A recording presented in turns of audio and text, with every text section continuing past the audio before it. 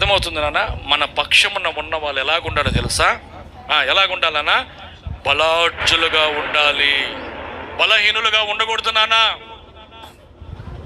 బలాఢ్యులుగా ఉండాలి. మనతో పాటు ఉన్నవాళ్ళు ఆత్మ సంబంధమైన వ్యక్తులు ఉండాలి, శరీర సంబంధమైన వ్యక్తులు కాదు నాన్న మనకు కావాల్సింది.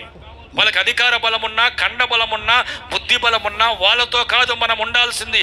ఆత్మ సంబంధము కలిగిన బలము కలిగిన వారితో మనం ఉండాలి. కానీ అపోస్తలుడైన పౌలు ఏమంటున్నాడు? మనము పోరాడుచున్నది అంధకార సంబంధమైన దురాత్మల సమూహముతో మనం పోరాడుచున్నాం. అసలు నీకు అర్థమైందా పోరాటం అంటే ఏమిటో? నీ క్రైస్తవ జీవితంలో ఇప్పటి వరకు నువ్వు ఎరిగావా, తెలుసుకున్నావా? నిజంగా నువ్వు దురాత్మలతో పోరాడుతున్నావన్న గ్రహింపు శక్తి అయినా నీకుందా?